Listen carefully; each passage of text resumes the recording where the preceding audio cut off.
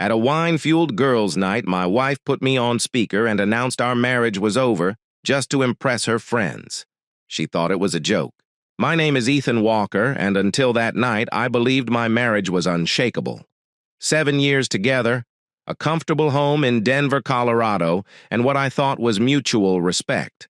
I wasn't naive, I knew marriage had its ups and downs, but I never imagined the end would come with a phone call. Not whispered in private, not discussed face-to-face, but shouted into the air as entertainment for others. It was a Friday evening. I had just finished dinner alone, the house quiet, except for the faint hum of the refrigerator. Jessica, my wife, had gone out with her group of friends for what they called girls' night. Normally, I didn't mind. She'd done it dozens of times before. They'd drink, laugh too loud, post a few blurry photos, then she'd come home late smelling like wine and perfume. At 9:37 p.m., my phone rang. Her name lit up the screen. I answered expecting the usual slurred sweetness. Instead, I was met with the roar of a bar in the background, music thumping glasses, clinking laughter spilling through the speaker. "Ethan!" she shouted, her voice dripping with drunken bravado. "Guess what?" Before I could reply, her friends screamed around her, egging her on. And then, with the kind of cruel clarity only alcohol can sharpen, she said it. "This marriage is over. 7 years of practice is enough. Everyone hear me, I'm done." Her words weren't just for me. They were broadcast to the whole table, maybe half the bar. I could hear her friends clapping, whooping, one of them shouting, "Finally!" For a moment, I thought I'd misheard. My hand tightened around the phone, my pulse hammering in my ears. "What did you just say?" I asked, my voice low steady. She giggled. "Relax, Ethan. It's a joke. Don't be so uptight." But it wasn't a joke. Not really. The words had too much venom, too much bite. And the laughter around her told me everything they believed her. Maybe she did too. I paused, let the silence stretch. "If that's how you feel," I said finally, "then so be it." And I hung up. I didn't yell. I didn't text back. I didn't sit there waiting for her to call again. Instead, I stood, walked to the kitchen counter, and began making quiet adjustments. First, I opened my laptop and logged into our bank accounts. With a few clicks, I froze the credit cards she used most often, the ones she flashed around like they were hers alone. Next, I changed the password, savings, online shopping accounts, even the streaming services. One by one, I severed the ties she'd taken for granted. By the time she stumbled home after midnight, I was sitting on the couch in the dark, a glass of water in my hand. She flicked on the light, blinking at me. "Why are you sitting there like some horror movie villain?" she slurred. "You ended the marriage tonight," I said calmly. "Remember?" She frowned, waved her hand dismissively. "Oh, for God's sake, Ethan, it was a joke. We were messing around. Don't be so dramatic." I stood, walked past her, and headed toward the bedroom. "I heard you loud and clear." Behind me, she scoffed. "You always do this, take everything so seriously." But this time, I wasn't taking it seriously. I was taking it literally. The next morning, the fallout began. At 8:12 a.m., my phone buzzed. It was her mother, Linda. Her voice was sharp, frantic. "Ethan, what did you do?" "My card was declined at the store. Jessica's too. Did you freeze the accounts?" "Yes, I said. Jessica announced last night that our marriage was over. I assumed she meant it. I'm following through." There was a stunned pause on the other end. Then anger. "You can't just, this is ridiculous." She was joking. "Linda?" I said evenly, "I don't joke about my marriage. If Jessica does, that's her problem. But I'm finished being the punchline." I ended the call before she could respond. An hour later, Jessica herself stormed into the kitchen, mascara smudged from tears. "What the hell did you do?" she demanded. "I secured what's mine," I said. "You canceled the cards, changed the passwords." "Ethan, this is insane." "No," I replied. "What's insane is standing in a bar full of strangers and declaring your marriage dead for laughs. That's insane." Her face crumpled, the arrogance draining. "I was drunk. It didn't mean anything. Please, I didn't mean it." I shook my head slowly. "You said exactly what you meant. Drunken words are sober thoughts, and now I'm treating them as truth." She reached for me, then desperate. "Don't do this. Don't throw away 7 years over one stupid night." But I had already made my choice. I walked to the front door, pulled a small envelope from my pocket, and handed it to her. Inside was a new set of house keys without her copy. "I'm changing the locks today," I said flatly. "You don't live here anymore." Her eyes widened. "You can't do that." I just did. And with that, I stepped outside, leaving her standing in the kitchen with trembling hands and tears streaking her face. That night, as I lay in bed alone, the weight of what had happened pressed down on me. Not grief, though there was some of that, but clarity. Jessica hadn't destroyed the marriage with one comment. She had been eroding it for years, bit by bit, with her casual disrespect, her constant need to perform for others, her lack of gratitude for what we built together. The phone call was just the final nail, and as I closed my eyes, I whispered to myself a truth I should have recognized long before. When someone shows you who they are, believe them the first time. The morning after I handed Jessica her new keys, I expected silence. Instead, my phone buzzed from sunrise until noon. Calls, texts, voicemails, her name lit up the screen like a siren. I didn't answer any of them. By mid-afternoon, she was on the porch pounding at the door. I let her knock. When I finally opened it, she rushed in, her face streaked with tears, hair tangled from a night of little sleep. "Ethan, please," she begged, grabbing my arm. "I was drunk. You know I didn't mean it. I love you. I don't want this to end." I pulled free gently. "Jessica, you didn't just say it once. You shouted it over and over in front of your friends. You turned our marriage into a joke. That's not love." She shook her head frantically. "I was performing. You know how my friends are, they expect laughs. I had to give them something." I looked at her steadily. "So you sacrificed me to get applause?" Her silence told me everything. That evening, her mother called again, this time softer. "Ethan, she made a mistake. She regrets it. Everyone says things when they've had too much to drink. Don't let this ruin your life." But I had already realized the truth. It wasn't alcohol that made her speak. It was alcohol that stripped away her filter. The words were hers, unguarded, unvarnished. I told Linda. She ended this marriage when she decided her pride was worth more than my dignity. I'm just honoring her choice. And I hung up. On Monday morning, I scheduled an appointment with a law firm downtown. Walking into that office felt surreal. The receptionist smiled politely. The attorney shook my hand firmly, and then I sat across the desk and laid out 7 years of history in less than an hour. She announced in public that the marriage was over, I explained. I froze the accounts. "The house and vehicles are in my name. We don't have kids. I want it done clean, fast, and final." The attorney nodded. "That simplifies things. You'll retain the majority of assets provided you document everything. I recommend you keep records of her statements, her behavior, and any attempts she makes to manipulate the situation." I pulled out the folder. I had already started screenshots of her posts, the call log, the transcript from that night. He scanned a few pages and gave a short approving nod. "You've done your homework," he said. "This will work in your favor." For the first time in days, I felt a flicker of control. Jessica didn't stop trying, though. One evening, she showed up outside the house holding takeout from my favorite Thai restaurant. She set the bags on the counter and smiled weakly. I thought maybe we could talk over dinner, just us.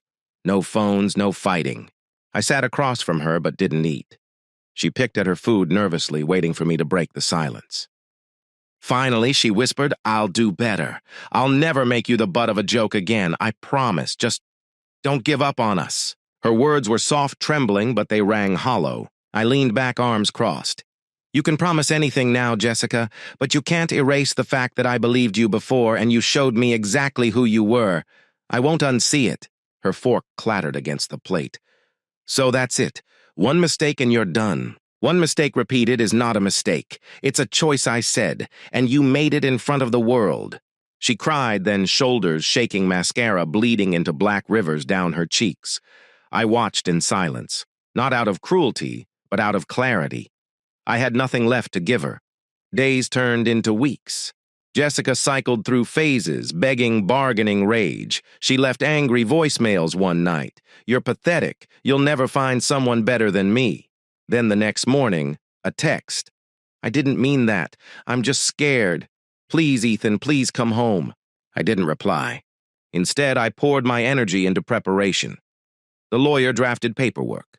I opened a separate safety deposit box for critical documents, titles, deeds, insurance. I updated passwords on every account. Slowly, the ties between us unraveled one by one. It wasn't dramatic. It was methodical.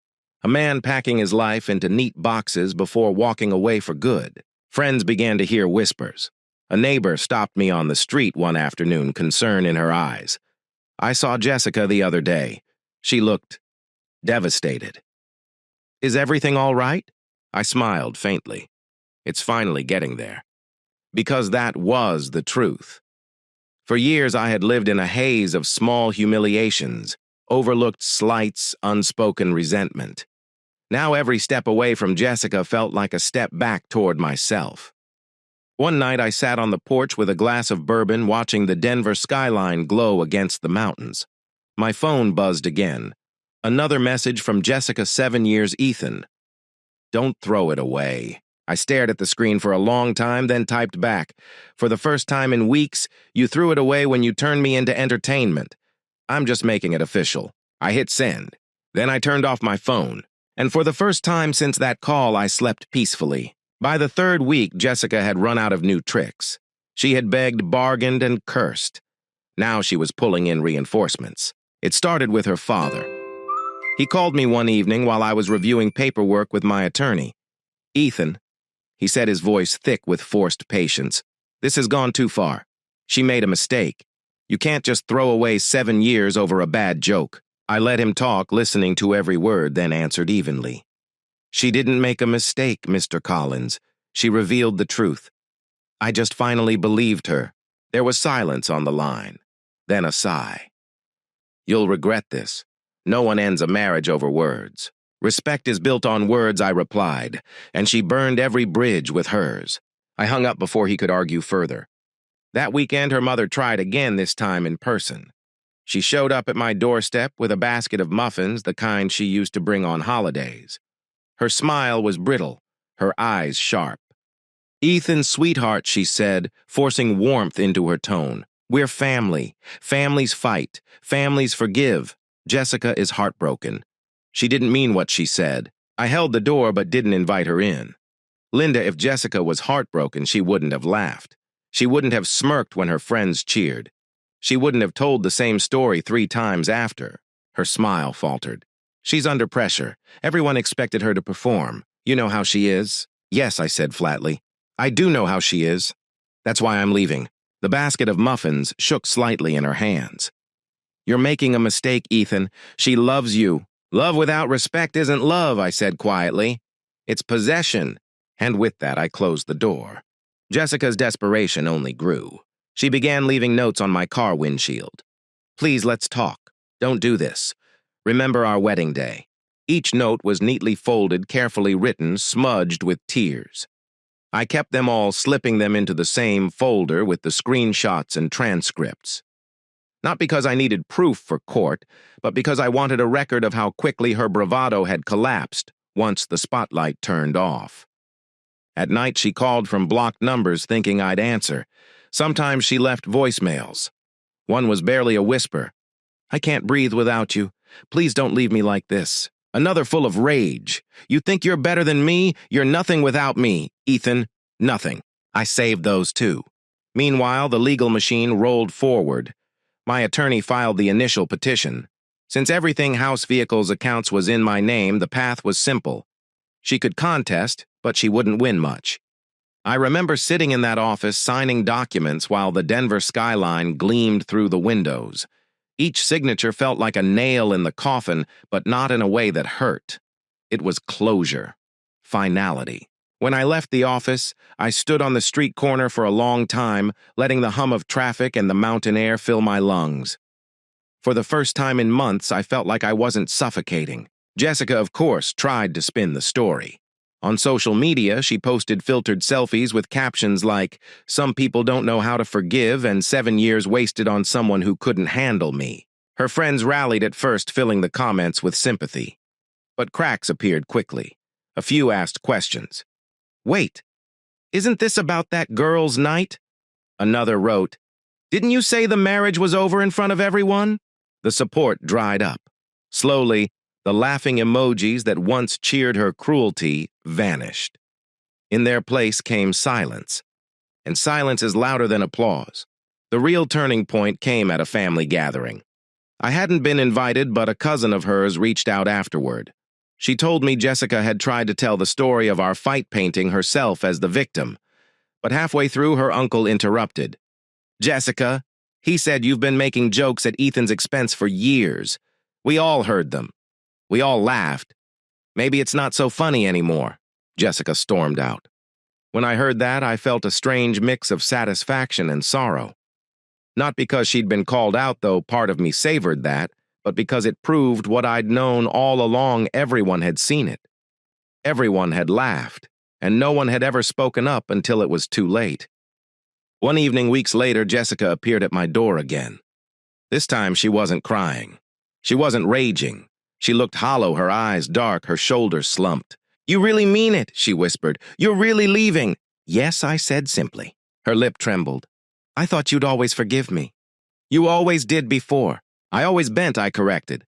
"But the more I bent, the more you pushed, until there was nothing left to bend.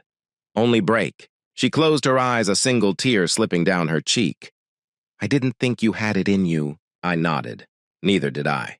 But you showed me." She turned, then walking slowly down the steps, her figure fading into the dusk. I didn't call after her. I didn't watch long. I just closed the door, locked it, and let the silence settle. In the quiet that followed, I realized something important. Jessica wasn't just losing a husband. She was losing an audience. For years, she had treated our marriage like a stage performing jokes at my expense to win applause. But the stage was gone. The lights were off. The audience had walked away. And without that, she was nothing but a woman standing alone in the dark. By October, the cracks in Jessica's facade were no longer cracks. They were chasms. She tried to carry herself with confidence in public, posting polished selfies with captions like, "Moving on, stronger than ever." But the people around us weren't fooled anymore. The same friends who once clapped at her cruel jokes began to distance themselves. Invitations stopped. Calls slowed. Her group chats went quiet. It was like the world had finally grown tired of her performance. And performances without an audience are nothing. I saw it most clearly one Saturday afternoon. I stopped by a cafe downtown for coffee and spotted Jessica at a corner table with two of her old girls' night companions. Once they would have laughed loudly together, wine glasses clinking, voices carrying. Now the atmosphere was muted. One friend scrolled on her phone, barely listening. The other stirred her latte eyes downcast. Jessica was talking animatedly, gesturing with her hands, her voice sharp with frustration. Then I heard her words drift across the cafe. "He just threw it all away. 7 years gone. And for what?" Because I cracked a joke at a bar. Neither friend laughed. One muttered something under her breath. The other finally said, "Jess, maybe it wasn't just a joke. You said things a lot." We all heard them. The silence that followed was louder than her laughter ever had been. Jessica's face went red, her lips pressed thin, her eyes glistening. I walked past them without a word, coffee in hand, and for the first time in months I felt no sting, only vindication. Her family didn't help either. For weeks they had tried to cover for her, to spin the story, to paint me as cold and unforgiving. But the truth seeped through. People had seen too much. They had heard her too many times. By Thanksgiving, her parents stopped calling me. Not because they forgave me, but because they had no more arguments left. Jessica was on her own. She turned to grand gestures then. One evening, I walked into a crowded steakhouse with colleagues after work. The place was bustling, dim lights, the clatter of silverware, the hum of conversation. And there in the middle of the room stood Jessica. She was waiting for me. As soon as she saw me, she raised her voice. "Ethan, please, can't we just talk?" Heads turned. Forks paused. The room quieted as she stepped closer, her voice breaking. "I made a mistake. Everyone here knows what it's like to say something stupid, right? Can't we forgive each other?" The spotlight had turned again, but this time not on me, on her. Dozens of eyes watched, some sympathetic, some skeptical. I stood tall, my colleagues beside me, and answered calmly, loud enough for the room to hear. "You didn't make a mistake, Jessica. You made a choice, again and again. You turned your marriage into a joke because the applause mattered more than your husband. And now you want forgiveness because the applause is gone. Gasps rippled through the room. Jessica's face crumpled. She tried to speak, but the words stuck in her throat. I didn't wait for her reply. I nodded to my colleagues, walked to our table, and sat down. Behind me, I heard the whispers begin. Not about me. About her. That night, Jessica left the restaurant alone. After that, her attempts grew smaller, more desperate. She sent handwritten letters messy with ink smudges and tear stains. Please, Ethan, don't let this be the end. I'll never live it down. But by then, it wasn't about living it down. It was about living with the truth, and I had no intention of carrying her truth anymore. The legal process marched on steadily. My attorney filed the final motions. We set a court date. Jessica, despite her theatrics, had little ground to stand on. With no children, no assets in her name, and no evidence to dispute my claims, her leverage was gone. She threatened once in a late-night voicemail, "I'll drag you through court for years. I'll take everything." But her threats were hollow. She didn't have the power anymore. She knew it, I knew it, and the courts would see it too. One Friday evening, I sat on the balcony of my condo overlooking the Denver skyline as the sun dipped behind the Rockies. The air was crisp, carrying the first hint of winter. My phone buzzed again, another message from Jessica. "You win. I can't fight you anymore. Just, please don't forget me." I stared at the screen for a long moment, then set the phone down. I didn't reply. Because it was never about winning. It was about walking away with my dignity intact.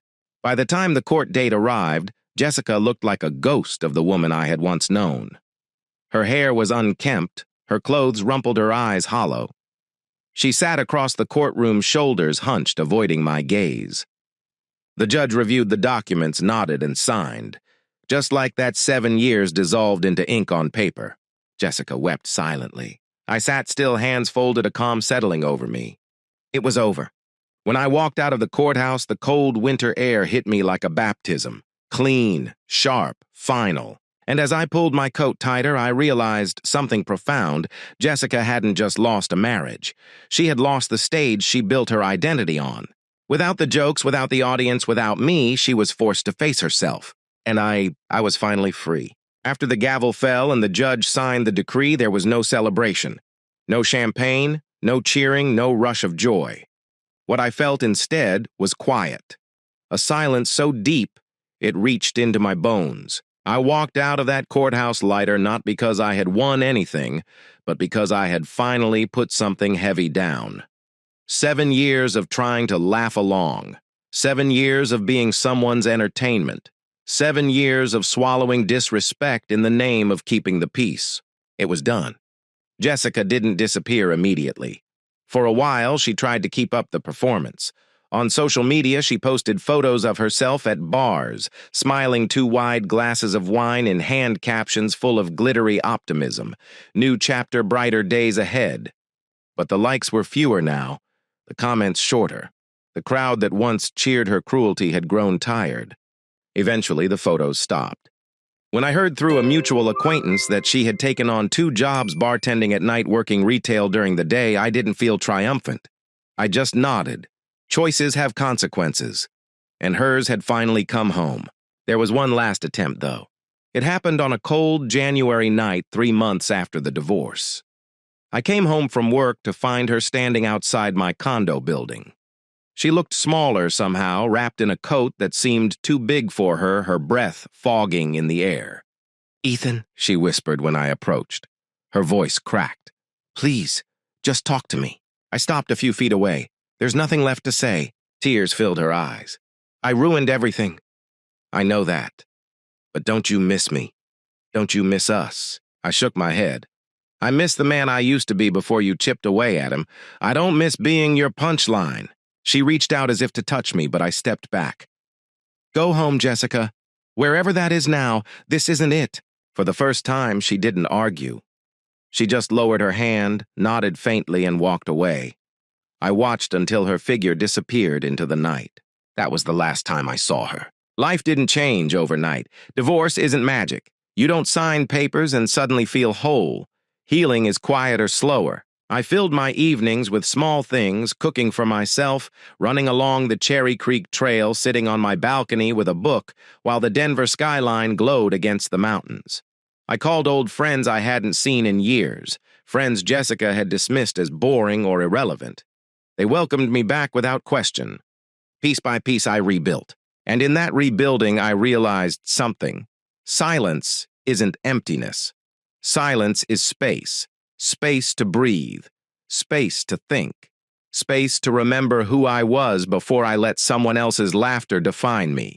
Sometimes people ask if I regret it, if maybe I should have given her another chance, believed her apologies, waited for change. I always answer the same way she showed me who she was. I finally believed her, because that's the truth.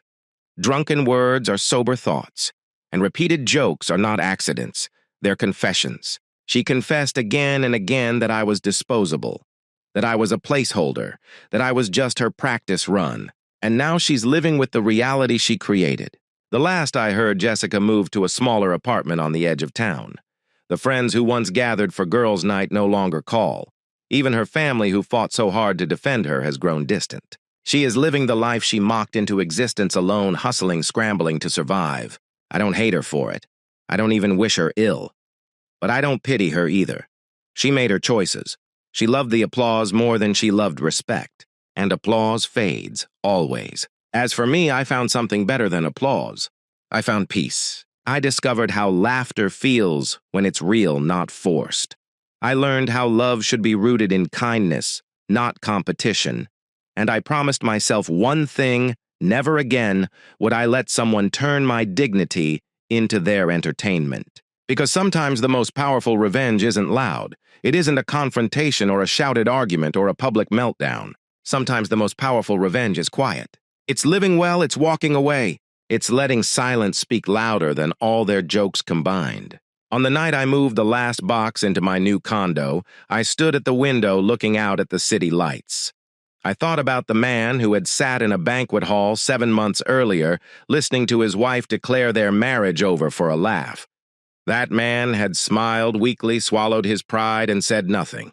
And I'm not that man anymore. And as the city buzzed below, I whispered to myself, when someone shows you who they are, believe them, and then leave.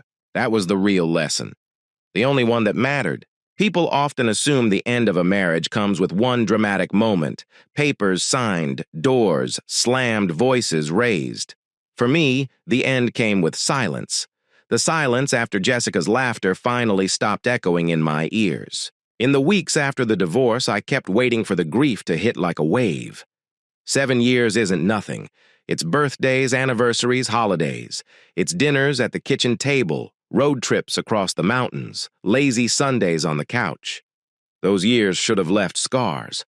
But what I felt instead was something else entirely: relief. Relief that the stage had gone dark, relief that the audience had left, relief that I was no longer living in a performance written at my expense. I began to notice small changes in myself.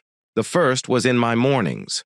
For years I'd woken up to Jessica's sharp remarks, teasing me for how I brewed my coffee too strong, how I dressed too plainly, how I always forgot to put the cap back on the toothpaste. "Ethan, you're hopeless," she'd say with a smirk, expecting me to laugh along. Now my mornings were quiet. I brewed coffee exactly the way I liked it, strong enough to jolt me awake. I dressed without commentary. I left the toothpaste uncapped if I wanted to, and no one laughed. It felt good. The second change was in how people looked at me. Neighbors, colleagues, even family members who had once chuckled at Jessica's practice husband jokes now looked at me with something else: respect. Not because I had done anything heroic, but because I had finally drawn a line. One neighbor stopped me on the elevator one morning. "Ethan," she said softly, "I always thought those jokes she made, they weren't fair. I'm glad you stood up for yourself." It was such a simple thing to hear. But for a man who had swallowed humiliation for years, it meant everything. Jessica's life, meanwhile, unraveled in slow motion. She jumped into a new relationship, almost immediately parading photos online of weekend getaways and fancy dinners. But just as quickly as it began, it ended. The posts disappeared. The smiles faded. She stopped logging into her accounts altogether. Through mutual acquaintances, I heard she was working long shifts, juggling bills, struggling to keep up appearances. The woman who once thrived on applause was now met with silence. I didn't celebrate it. I didn't gloat. I just accepted it. The universe has a way of correcting itself when you step aside. One evening, months later, I found myself driving past the old house we'd shared. The porch light was on, but the windows were dark. I slowed for a moment, memories flickering the night we carried our first boxes inside the dinners, with music playing softly in the background, the arguments that echoed through those walls. I realized then that the house wasn't home anymore. It was just a building where a version of me used to live, a version I had outgrown. I kept driving. Closure didn't come from a final conversation with Jessica. It didn't come from the court papers or the judge's gavel. Closure came one quiet Sunday morning when I sat on my balcony, coffee in hand, the Denver skyline glowing under a rising sun. I thought about her laughter that night at the bar, how sharp it had been, how cruel. I thought about how it had pierced me, how it had humiliated me, how it had awakened me. And then I realized something. Her laughter didn't destroy me. It freed me. It forced me to see what I had been ignoring. It pushed me to stop bending until I broke. It taught me the hardest, most valuable lesson of all dignity is non-negotiable. Sometimes I imagine what I'd say if I ever saw Jessica again. Maybe in another cafe, maybe walking down a Denver street, maybe just a chance encounter. I think I'd keep it simple. Thank you, I'd say. Not for the pain, but for the clarity. Not for the betrayal, but for the lesson. Because without her, I might still be sitting in the dark, smiling weakly while everyone else laughed. Instead, I'm standing in the light whole again. As I sit here telling this story, I know some people will judge me. They'll say I was too harsh, that I should have forgiven that one drunken night shouldn't end a marriage. Others will understand instantly because they've lived it to death by 1,000 jokes, humiliation carved deep by people who claim to love them. This isn't about revenge, it never was. It's about choosing silence over ridicule, peace over chaos, self-respect over empty apologies. And if there's one thing I want anyone listening to remember, it's this. When someone shows you they don't value you, don't argue, don't beg, don't wait for them to change. Just believe them and walk away. Here's the next story. My name is Daniel Carter. For 15 years, I believed my marriage was built on trust, stability, and a love that could weather anything. We had 2 kids, a comfortable home on the east side of Portland, Oregon, and routines so familiar they felt like second nature. I thought I knew my wife Melissa better than anyone else on earth. But love, I've learned, can blind you. It can make you ignore the cracks in the glass until they splinter into something too jagged to hold. The first signs were subtle. Melissa started coming home late, brushing it off with a tired smile. Another late meeting, she'd say. Or traffic was brutal on the I-84. I wanted to believe her. For years, she'd been steady, organized to the point of being predictable. But suddenly, her calendar shifted. Tuesday nights stretched long.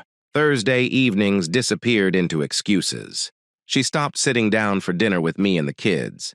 She'd pick at leftovers in the kitchen while scrolling through her phone, barely lifting her eyes when Jake asked about his baseball game or when Emma tried to show her a drawing. I told myself it was work, stress, burnout, anything but betrayal. But the distance grew. Then came the changes in her habits. Melissa had never cared much about her phone before. She'd leave it on the counter forgotten in her purse buried under laundry. Now it was glued to her hand. She brought it into the bathroom, kept it under her pillow at night, guarded it like a secret. And secrets have a weight. You can feel them in the air even when no one speaks them aloud. One night I walked past the office while she was in the shower. Her laptop sat open, the glow of the screen spilling across the desk. Something made me stop, something colder than suspicion, sharper than curiosity. I saw the messages. Short, intimate lines typed on a screen she'd carelessly left unlocked. Can't wait for Friday? Mark won't suspect. That name mine slapped me harder than any confession ever could. I didn't confront her right away. Instead, I stood in the office staring at those words, my chest tightening, my throat burning. I wanted to believe I had misread them, that it was some work-related banter, a misunderstanding. But I wasn't naive anymore. You don't hide your phone for work. You don't whisper into the night for business, and you don't erase your browser history unless you're covering tracks. Melissa had always been careful, almost meticulous. But no one is flawless. The truth leaks out eventually, even through the smallest crack. And that night, the truth leaked into me like poison. I tested her the next morning. Over coffee, I asked casually, "Got big plans Friday?" She didn't flinch. She smiled easily, that same practiced smile she'd used for years. "Just a long day at the office. You know how it is." I nodded, hiding the storm inside me. Because no, I didn't know how it was. Not anymore. The kids noticed too, though they didn't have words for it.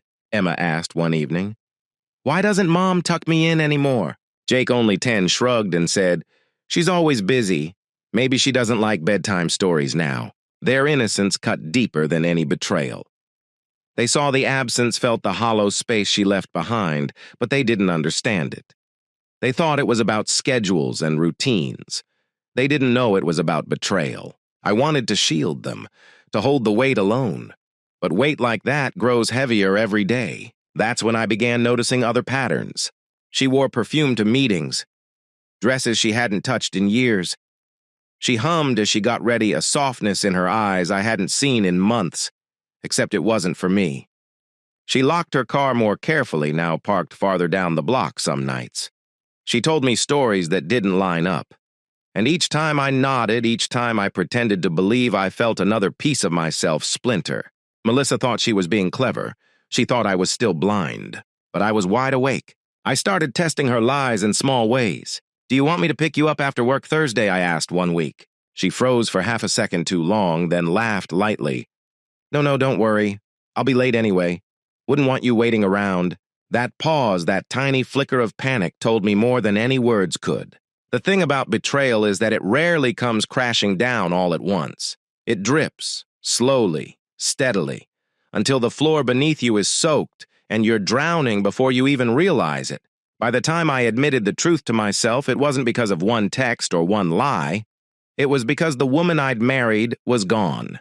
In her place stood someone who smiled at me with lips that kissed another man, who tucked her phone away like it carried contraband, who used excuses as casually as she once used affection. And I realized this wasn't a phase. It wasn't stress. It wasn't work. It was betrayal, plain and brutal. But knowing and proving are different battles. If I confronted her, then she'd deny it, twist the truth, gaslight me until I doubted my own eyes. She was careful. She used her company's devices, wiped her history, carried her secrets in locked screens and hidden smiles. If I wanted the truth laid bare, I couldn't stumble into it. I had to plan. And so late one night, while Melissa slept soundly beside me, I lay awake staring at the ceiling. The city outside was quiet, the hum of cars fading, the rain tapping softly against the window. And I promised myself I would find out everything. No more pretending, no more waiting, no more cracks in the glass. I would shatter it all and see what lay underneath. Once the truth sank in that Melissa wasn't just distant but actively betraying me, I thought I could outsmart her. I'm a software engineer. Technology is what I know best. I figured if she was hiding something, I'd catch it in the code.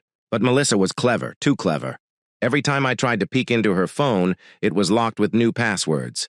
Her laptop was protected with company-issued firewalls. Even her browser history was scrubbed so clean it looked like she'd never used it. She knew how to cover her tracks. Or maybe Derek, whoever he was, taught her. I set up alerts on our shared accounts. Nothing unusual popped up. I checked her emails. Empty. It was like chasing smoke. Each failed attempt left me angrier, more restless. I wasn't crazy, I told myself. I wasn't imagining the late nights, the perfume, the whispers in the hallway. But without proof, my words would sound like paranoia. And Melissa thrived on that. She'd tilt her head, smile sweetly, and say, "Daniel, you're overthinking again. You always do this." No, not this time. That's when Gus entered the picture. Gus lived 2 doors down in a house that looked like it hadn't changed since the 70s. He was in his 60s, tall, weathered, with a voice like gravel and eyes that had seen too much. Everyone on the block knew he was a retired Special Forces guy. Vietnam, Afghanistan, maybe both, no one really knew. He didn't talk much, but when he did, people listened. One evening, I was out by the driveway pretending to fix the mailbox, just so I wouldn't be inside the house with Melissa's excuses. Gus wandered over, a cigarette dangling from his lips. "You all right, kid?" he asked. I opened my mouth to lie, but stopped. Something about his gaze, steady unblinking, made me tell the truth instead. "My wife," I said quietly. "She's cheating." He took a long drag, exhaled smoke into the cool Portland air. "Figured." My head snapped toward him. "What do you mean, figured?" "I've seen her," Gus said. "Tuesday nights. Thursday nights. Parks the car 2 blocks over. Different clothes, different smile. I may be old, son, but I ain't blind." The world tilted. All the suspicions I'd carried all the sleepless nights suddenly had witness. Proof. Not digital breadcrumbs, not my paranoia, another set of eyes. "You saw her?" I asked, my voice shaking. He nodded, more than once. For a long moment, I couldn't breathe. I wanted to collapse right there on the curb. But Gus just patted my shoulder firm and steady. "You want to catch her," he said. "Not a question, a statement." "Yes, then you need to stop chasing ghosts. Stop trying to hack your way through it. She's too smart for that. You need eyes, ears, real surveillance, old school." I frowned. "Old school." He smirked. "Kid, you think satellites win wars? No. Wars are won with patience and the right tools in the right place. You want truth? We'll build a net she can't slip through." I stared at him. "Why are you helping me?" He flicked ash onto the pavement. "Because I've seen good men destroyed by lies, and because no one should go to battle alone." The next night, Gus showed me his garage. It was less a garage and more a command center frozen in time. Shelves lined with old field radios, binoculars, dusty toolkits. But mixed among them were modern upgrades. Tiny cameras, motion sensors, even a parabolic microphone. "You kept all this," I whispered. "Never throw away good equipment," he muttered, pulling a small camera from a case. "Technology changes, but principles don't. Observation, patience, documentation." We spent hours hunched over his workbench as he explained how each device worked. Cameras the size of coins, motion detectors small enough to tuck under a couch. Microphones that could catch whispers through drywall. I should have been terrified. Instead, I felt focused. For the first time since discovering Melissa's messages, I had a plan. We started with schedules. "People are creatures of habit," Gus said. "Even cheaters. Especially cheaters. You said Tuesdays and Thursdays." "Yes, good. That's your pattern. That's where we hit." So we mapped it out. I told Melissa I had to travel for a client project in Sacramento. She didn't hide her relief, smiled too brightly. "That's perfect, Daniel. I'll take the kids to Mom's for the weekend." Her words stabbed me, but I kept my face blank. Gus nodded when I told him later. "She's setting the stage. We'll be ready." The plan was simple. While I pretended to be out of town, I'd hole up in a cheap motel a few miles away. Gus would install the equipment in the house, cameras in the living room, the kitchen, even the bedroom. A motion sensor by the front door. A microphone tucked into the vent. Evidence, Gus said. No arguments, no denials. Cold, hard truth. For days, my stomach churned with dread. Part of me wanted to call it off to crawl back into ignorance, but I couldn't. The cracks in the glass were too deep. And if I was going to lose everything, I needed to know exactly what I was losing. The night before the operation, Gus handed me a small notebook. "Write everything down. Dates, times, details. Judges don't care about feelings. They care about facts." I stared at the blank pages, my hand trembling. For 15 years, I'd written code-built programs, solved problems with logic. Now I was documenting the collapse of my marriage like a case file.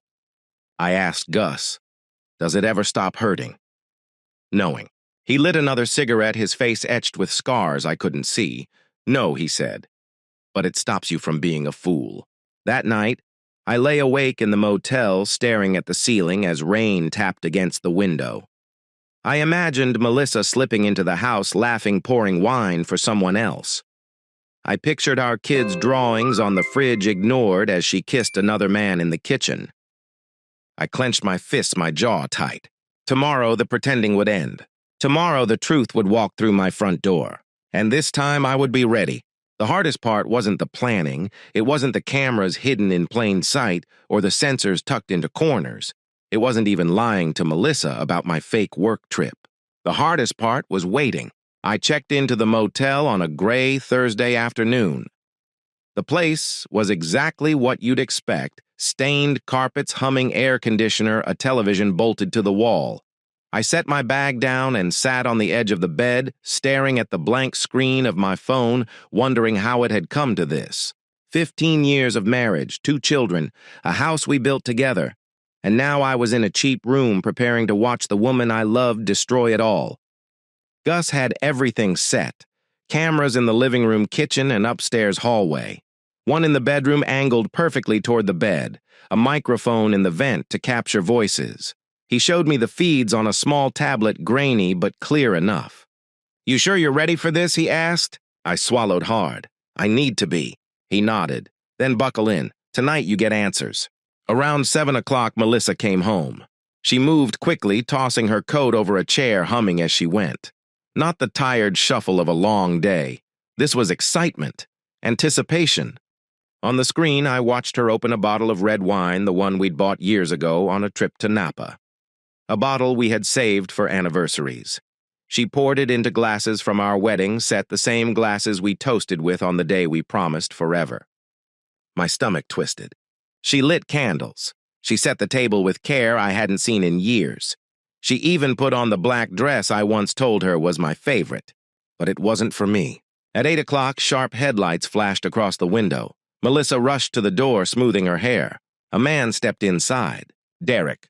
I didn't know him personally, but I'd seen his name on messages, heard it whispered in Melissa's voice. He was younger, leaner, dressed like he'd stepped out of some glossy magazine. He carried himself with the smug ease of a man who thought he'd won. Melissa kissed him at the door. Not shy, not guilty, hungry. My hands clenched into fists. On the screen, I watched them sit down to dinner, laughing too easily, their heads bent close. They fed each other bites, clinking their glasses. Melissa's eyes shining in a way I hadn't seen in years. Every laugh felt like a knife. Then came the part I dreaded most. They moved to the couch. Melissa curled into him, her head on his shoulder. He whispered something that made her giggle like a schoolgirl. She touched his face, traced his jawline with her fingers, the same gesture she once used on me. I couldn't breathe. When they kissed, I almost threw the tablet across the room. Gus put a hand on my arm, steady grounding. "Easy," he said. "This is what you came for." I wanted to scream, to drive home and rip the door off its hinges, but I forced myself to sit there, eyes burning, jaw tight as they moved upstairs. The bedroom camera caught everything. Melissa led him inside, laughing as she tossed her shoes aside. Derek pulled her close, kissing her like the world had narrowed to just them. She pushed him onto the bed, climbed over him, their bodies tangling in a scene I had no right to watch, but couldn't look away from. 15 years of marriage ended in flickering pixels on a screen. The motel room felt smaller with every passing second. The air was hot, suffocating. I paced, hands in my hair, fighting the urge to smash the tablet. "This is it," Gus said calmly. "You've got your proof." Proof. That word echoed in my head. Proof that Melissa's late nights weren't meetings. Proof that the perfume wasn't for me. Proof that I hadn't been paranoid, that the texts weren't innocent, that the lies weren't mistakes. Proof that the woman I married was gone. I should have felt vindicated. Instead, I felt hollow. Hours later, Derek finally left. Melissa stood at the door, kissing him one last time, before he disappeared into the night. She lingered for a moment, smiling to herself, then turned off the lights and went upstairs. The house grew quiet again. I sat on the edge of the motel bed staring at the tablet until the screen dimmed. My hands shook. My chest ached. This wasn't the end of the story. It was only the beginning. Back in the garage, Gus poured 2 fingers of whiskey into glasses. He slid one across the workbench to me. "You've got the truth now," he said. I stared into the amber liquid. "And what do I do with it?" He leaned back, eyes narrowing. "That depends. You want revenge or you want freedom?" I didn't answer. I couldn't, because in that moment I wanted both. Gus sipped his drink, then pointed at me. "Remember, this information is power. Don't waste it in a burst of anger. Make it count." I nodded slowly, though my blood still roared in my ears. Because one thing was certain, the pretending was over. Melissa thought she was clever, thought she'd built her secret life beyond my reach. But now I had eyes everywhere. and soon she would know just how much I had seen. I told myself I would wait, that I'd gather the proof, stack it neatly, and use it when the time came, cold, calculated, undeniable. But anger has a way of rewriting plans. The night after I watched Melissa and Derek on that tablet screen, I couldn't sit still. Sleep was impossible. My chest was tight, my mind replaying every second of their laughter, their kisses, the way she poured him wine into our wedding glasses, like our marriage was nothing more than a joke. By midnight, I was pacing the motel like a caged animal. Gus sat in the corner watching me with calm eyes. He sipped from his flask, unshaken. "You're going to do something, aren't you?" he asked quietly. I stopped, fists clenched. I can't let it go on. I can't just watch anymore. He sighed like he'd been expecting it. "Then let's do it right. No screaming from the driveway, no sloppy mistakes. If we go together." We drove back to my house. The streets were dark, slick with rain. Portland was quiet, the kind of quiet that feels heavy, like the whole world is holding its breath. When we pulled up, the lights in the bedroom window were still on. My pulse hammered in my ears. Gus handed me a pair of gloves. "Keep your head. Whatever happens in there, you control yourself. Got it." I nodded, though control was the last thing I felt. We slipped through the back door, my own home, and yet it felt like foreign territory. The cameras were still running, confirming what I already knew. Melissa and Derek were upstairs, tangled in sheets that once belonged to me. Every step up the staircase was a war inside me. Part of me wanted to collapse, to sob, to run. But another part, the part that had been humiliated, betrayed, mocked, demanded blood. When we reached the bedroom door, Gus gave me one last look. I kicked it open. The scene froze. Melissa sat up in bed, clutching the sheets to her chest, her eyes wide with shock. Derek turned half naked, his face twisting from surprise to smug irritation in a single breath. "What the hell, Daniel?" Melissa screamed. My voice came out like gravel. "Get out of my bed." Derek had the audacity to laugh. "Man, you need to grow up. She's not yours anymore. Accept it." Something inside me snapped. I lunged at him, fists flying. The first punch landed across his jaw, the second against his ribs. He stumbled, cursed, tried to push me off, but I was done being passive, done being polite. Melissa screamed, clawing at my arms. "Stop it, Daniel! You're going to kill him!" The words only fueled me. After all the lies, after all the nights she slipped away with excuses, after humiliating me in my own home, she was protecting him. Not me, not her husband, him. Derek swung back, but he wasn't ready for me. Years of quiet rage powered every strike. Still, he managed to land a blow across my cheek-splitting skin. I tasted blood. Before I could charge again, Gus stepped forward, calm but terrifying. He grabbed Derek's wrist, twisted, and dropped him flat on the floor with a thud that shook the bed frame. Derek cried out, his arm pinned his body, trembling under Gus's hold. Melissa shrieked. "You're insane! Both of you, I'm calling the cops!" She scrambled for her phone, dialing with frantic fingers.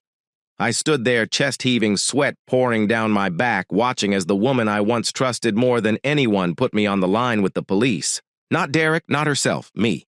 When the sirens grew louder outside, I knew it was over. The house flooded with flashing red and blue. Officers stormed up the stairs shouting commands, hands on their weapons. Melissa pointed at me with shaking fingers. "He attacked us. He just barged in and attacked Derek." Her voice cracked, but her eyes were sharp, rehearsed. I tried to speak, but the words caught in my throat. My fists were bloodied, my cheeks swollen. To them, it didn't matter what led to this moment. All they saw was violence. They cuffed me. Gus, too, though he didn't resist. He stood there calm as ever, as though he'd been through this dance before. Melissa clutched Derek, who whimpered dramatically as paramedics checked his injuries. She didn't look at me. Not once. As they led me out, the neighbors stood on their porches watching. Some gasped. Others whispered. I kept my head down, the rain stinging my face, the cold metal of the cuffs biting into my wrists. The humiliation was complete. But even as they shoved me into the back of the squad car, one thought echoed in my mind. I had seen the truth. And truth has a way of destroying more than lies ever could. At the station, the questions came hard and fast. Officers scribbled notes as Melissa spun her story, how I snapped, how I attacked her co-worker unprovoked, how I was unstable. Derek nodded along, playing the wounded hero, his arm in a sling, courtesy of Gus's grip. I tried to explain.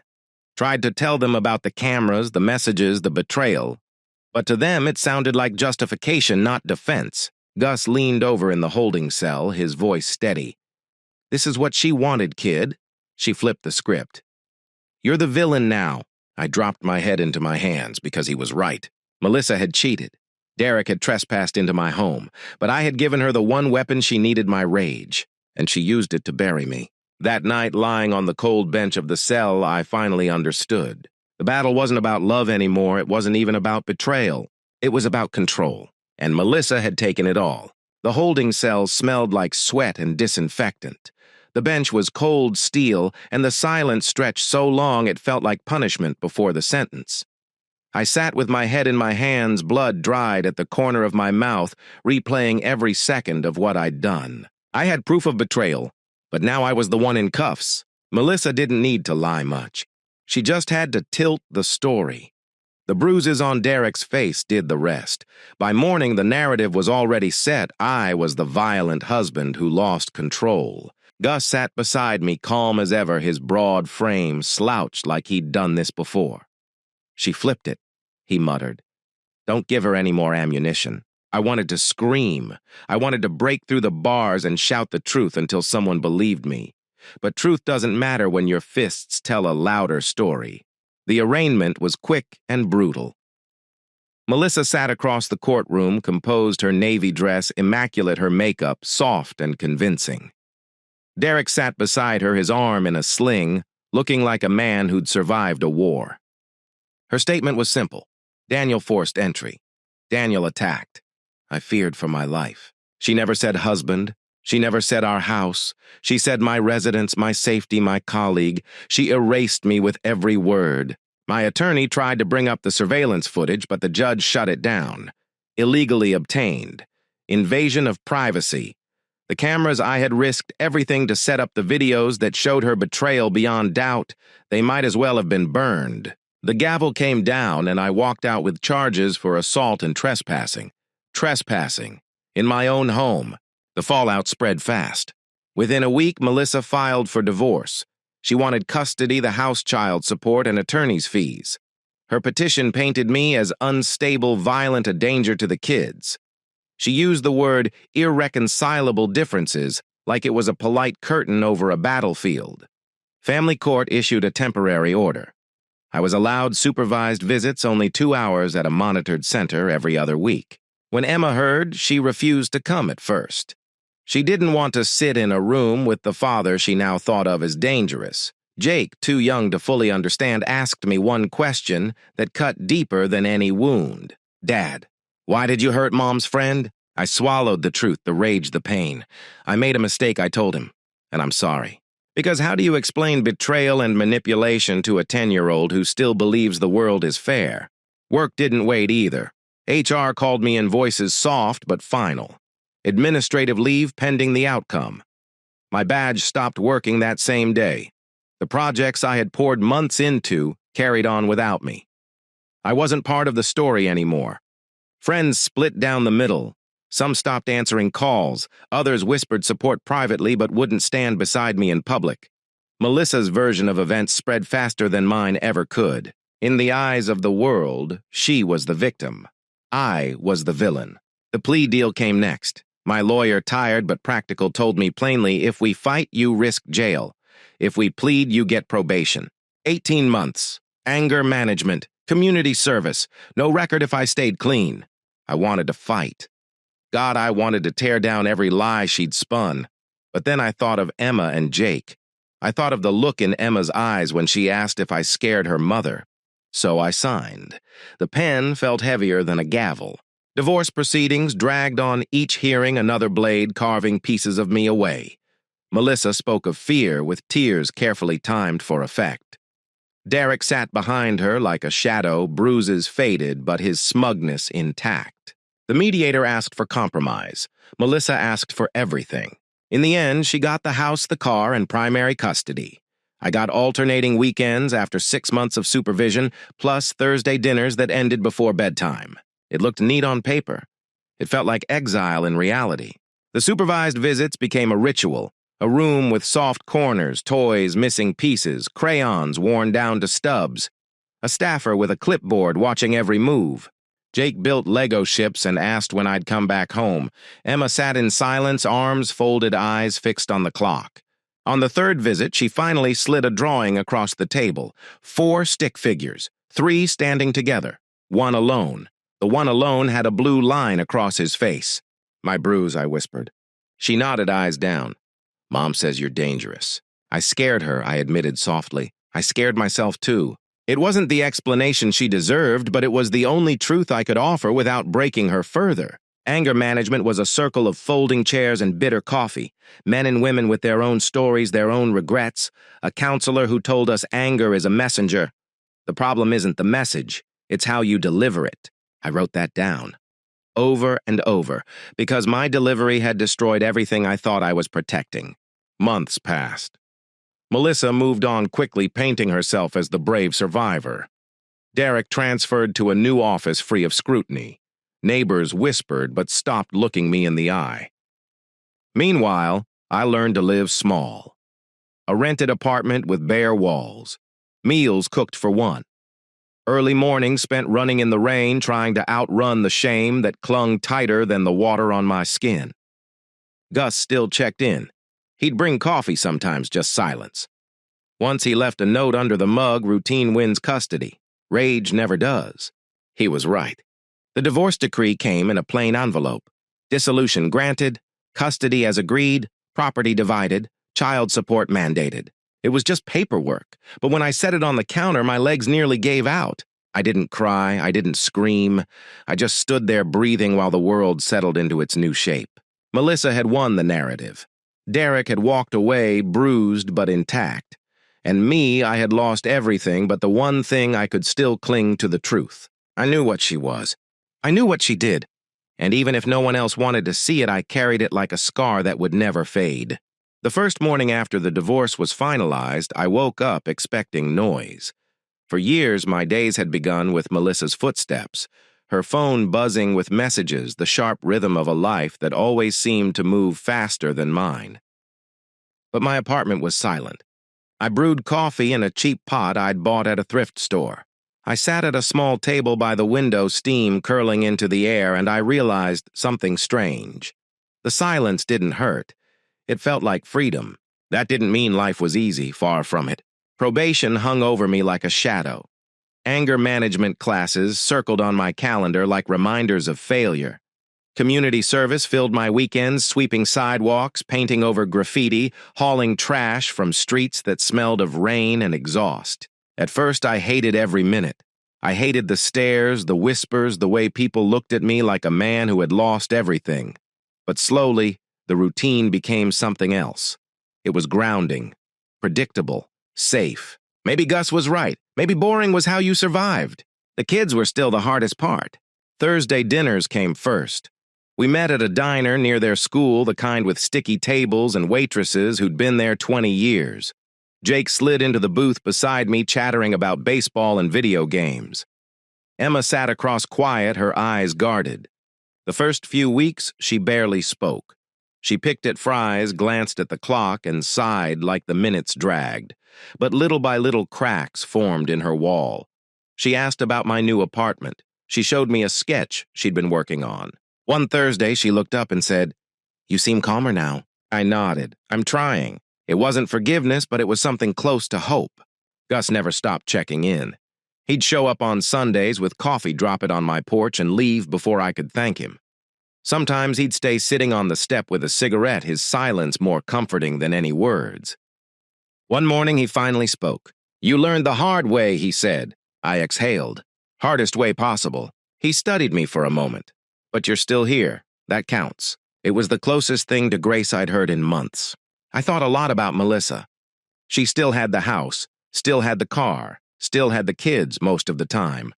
On social media, she played the part, well, the brave mother, the survivor, the woman moving on. Derek was gone, shipped off to another office, but she never posted about him again. Did I hate her? No. Hate is too heavy to carry forever. What I felt was different, a dull ache where love used to be, a scar that pulled tight when I remembered the way she used our wedding glasses for another man. She had taken everything tangible, but she couldn't take my awareness. She couldn't take the lesson carved into me by betrayal and by my own mistakes. Anger management taught me something I didn't expect. The counselor said once, anger isn't evil. It's a signal. It tells you something matters. But if you deliver it with your fists, you lose the very thing you're fighting for. I wrote that down. I kept it in my pocket.